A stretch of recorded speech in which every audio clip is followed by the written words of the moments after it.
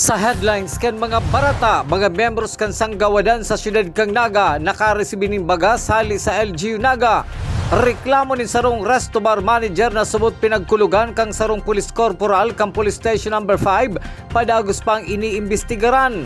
5 dating miyembro kang rebelding grupong New People's Army nagbalik loob sa gobyerno.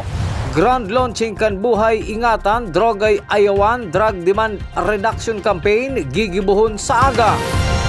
Diyos marhay na hapon. Ako si Mark Mendoza, ang sa indong tagapaghatod bareta. Kanya-kanyang paagi para madaraan kabang sakunin bagas na pinagtao kan lokal na gobyerno kang Naga sa mga miyembros kan sanggawadan.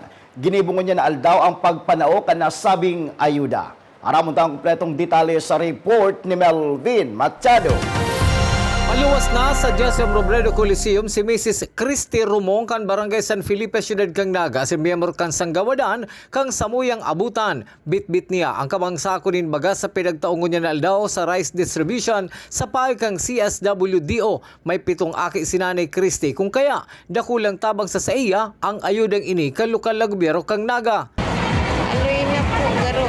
Sa 10 taon na yata, o. 15 na taon na to si aki ko. 15 na. Kumusta ang tabang ka ni sa indo sa pamilya? Maray man po. Maray man. Pero ang aki mo? 7 po nga. 7? Sa 7 iyan, pero ang nagkaklase po? Anong po, sarong daycare. Susog kay Miss Annabel Vargas pamayo kang CSWDO kang Naga ang rice distribution ng party lang kan ibang programa kang sanggawadan. Ang sanggawadan po, regular na programa kang syudad. Sa paagi kang opisina kang social welfare na kung saan igwan ni mga various activities na nakapalaman sa programa. Saro kayan iyo ini yung pag-distribute kang bagas.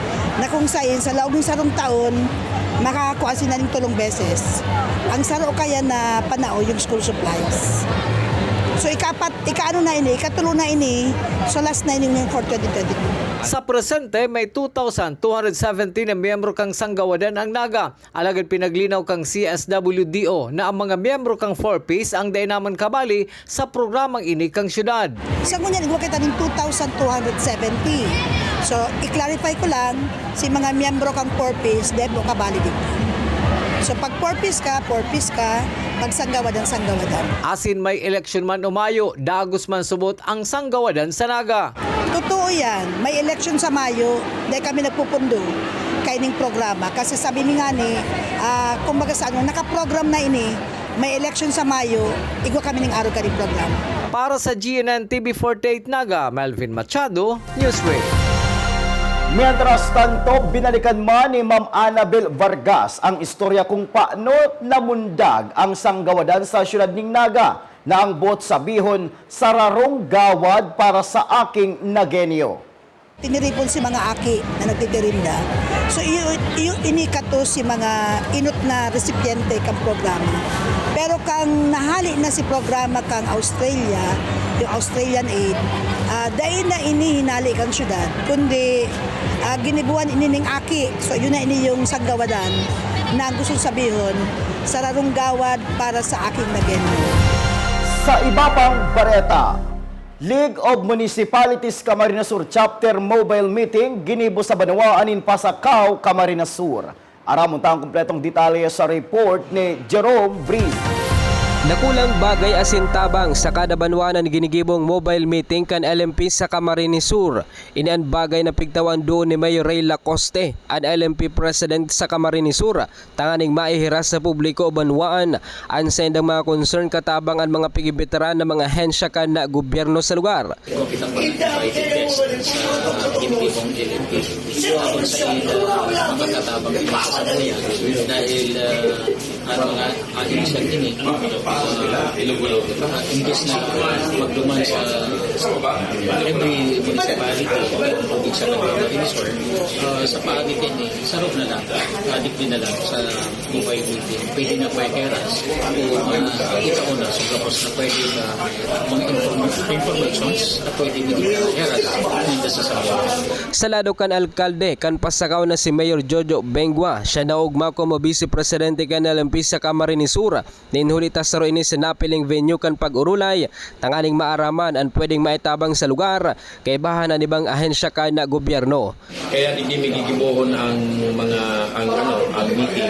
Tabi ng Vice President kang LMP, pasunod-sunod kaya ang schedule eh. Nagpuon duman sa Banuan ng Buhi, kaya ang duman ng Presidente kang LMP, Banuan. And then, siyempre, di pasagaw tabi lang Vice President. Susunod naman kami, bakit sa partido naman kami. Para sa GNTV 48 Naga, Jerome Brice, Newsbreak. Sa kasumpay na bareta, dagdag na NBI satellite offices na pag-ulayan sa mobile meeting kang LMP. Nagbubuelta si Jerome Brice. Kabali sa laging agenda kan second mobile meeting kan League of Municipality Mayors sa Camarines Sur ang posibleng pagtugdok nin satellite offices sa kan NBI sa 35 banuan kan probinsya. Sigon kay Agent Joey Ahero kasubagong aga, sinda pinag-imbitaran ka na presidente kan LMP na si Mayor Ray Lacoste kan buhi manungod sa nasambitan ng urulay.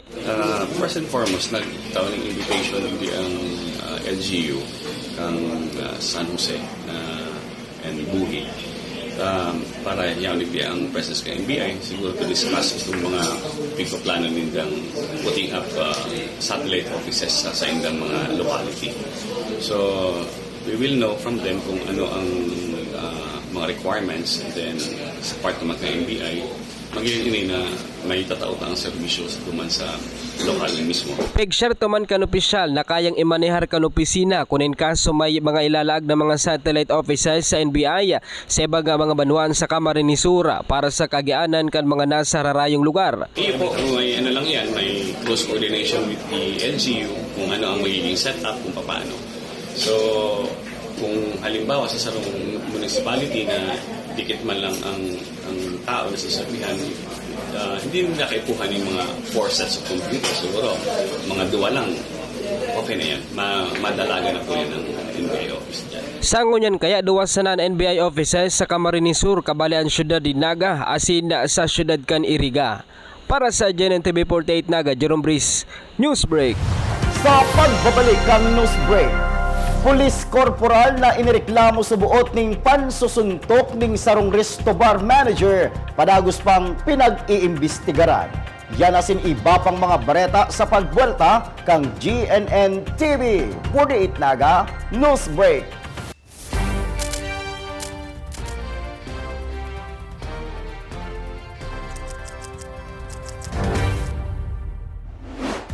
Mas pinalinaw, mas pinalakas, mas pinalawak. Ang GNN TV 48 Naga, digital na! Kung ang inyong TV sets ay digital ready na, pindutin ang scan o search channel button at makikita ang GNN TV Channel 48. Maaaring gumamit ng indoor o outdoor antenna para sa mas klarong panonood. Ganito rin ang gagawin kung kayo ay gumagamit ng digital box. Sa mga susunod na araw, asahan ang mga programang malapit sa puso ng mga Bicolano. Sa oras ng sakuna, isa sa mga kailangan natin sa ating tahanan ay isang go bag. Ang isang go bag ay naglalaman ng tubig, mga dilata at biscuits upang hindi tayo magutom, energy bars o energy drink, first aid kit, communication devices tulad ng flashlights at batteries, whistles o pito, portable radio at extra cellphone. Mas mabuti kung meron tayong prepaid load guard. Tools tulad ng Swiss knife at gunting. Maaari rin tayo magdagdag ng lubid. At huwag natin kakalimutan ang hygiene kit na naglalaman ng sabon, tissue, toothpaste, toothbrush at face mask. Sa lahat ng oras, laging bukas nakahanda ang aming tanggapan. Tandaan, ang Bicolanong alerto, pirming protektado. Naghahanap ka ba ng one-day printing? Look for AET Ads. We offer tarpaulin printing, billboards, panflex, laser cutting, and stainless for quality signages and many more. Your signage is the face of your business. Kaya ano pang hinihintay mo? I-level up mo na ang signages at billboard mo. Matatagpuan sa Pabidon 4, Door 5, Panganiban Drive, Naga City, in front of Boy Scout and Girl Scout of the Philippines. Sa Central Branch, located at Barangay Dinaga, Naga City, Salbay, Barangay Sagpon, Daraga Albay. For inquiries, you may call or text at 205-5322 or 0998-952-7485 and look for Mr. Willis Soliman. AET Ads ka na, your one-day quality printing.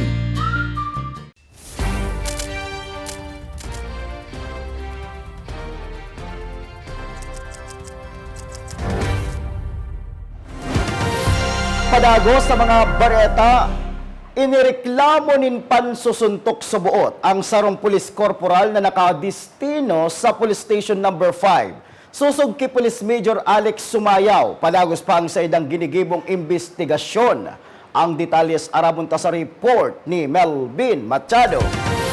Inireklamo ng subot panununtok ang sarong Police Corporal ang miyembro kang Intelligence Unit kang Police Station number 5 kang sarong Resto Bar Manager kasubong amay na pagkaaga sa sarong inuman sa may Diversion Road, Barangay Triangulo, Syudad kang Naga. Susog kay Police Major Alex Sumayaw, Station Commander kang Police Station number 5, nakaulay na masubot ninda ang nagrereklamo. Alagad mayong maitaong kumpletong detalye kung ano ang pinagpuunan kang insidente. Nangyari subot ang panununtok sa laog kang CR. Base po sa report, may nag-report hindi may nag-complain na launa traitor wrestling maagahon subago, and kung saan na allegedly ang sarutang personnel sa Station 5 subuot na sinuntok siya sa tagiliran sa laog kang CR. Ano po, iyan si pig report niya hindi na kung saan na kinaulay taman siya subagong mga 4 AM, 3 AM.